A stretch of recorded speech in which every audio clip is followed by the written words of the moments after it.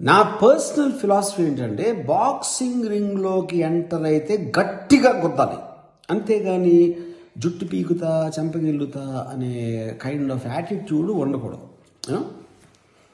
అంటే ఇప్పుడు నేను ఇది యాత్ర టూ గురించి మాట్లాడట్లేదు, I'm just making a general observation.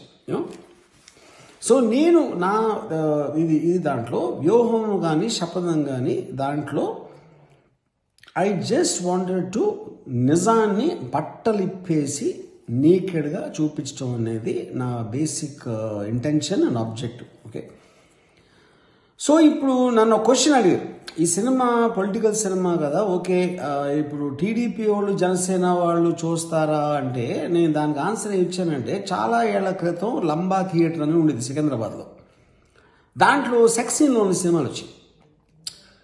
కానీ జనాలు వెళ్ళటానికి నేను అందరికీ సెక్స్ ఇష్టమే, కానీ నేను వెళ్తే నాకు తెలిసిన ఎవరన్నా చూస్తే నేను ఇలాంటి సినిమా చూడటానికి వచ్చానని వాడికి తెలిసిపోతుందేమో వీడికి తెలిసిపోతుందని భయంతో వెళ్ళేవారు కదా.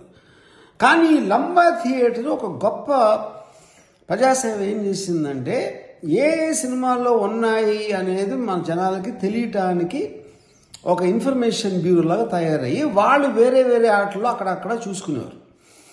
సో సిమిలర్గా నేను రోజు రేపు పొద్దున్న పాన్ చూసినట్టు టీడీపీ వాళ్ళు జనసేన వాళ్ళు వ్యూహం అనే సినిమాని ఎవ్వరికీ తెలియకుండా వాళ్ళ బాత్రూంలో చూసుకుంటారు అనేది నా ఉద్దేశం.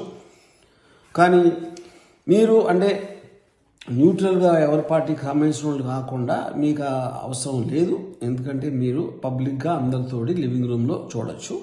టీడీపీ జనసేన వాళ్ళు బాత్రూంలో చూసుకుంటారు, ఇది ఇన్ఫర్మేషన్. సో వ్యూహం అనేది ఫిబ్రవరి 23 వస్తుంది అండ్ శపథం March 1 వస్తుంది. మీకు ఇష్టం ఉంటే చూడండి, లేకపోతే మానేయండి.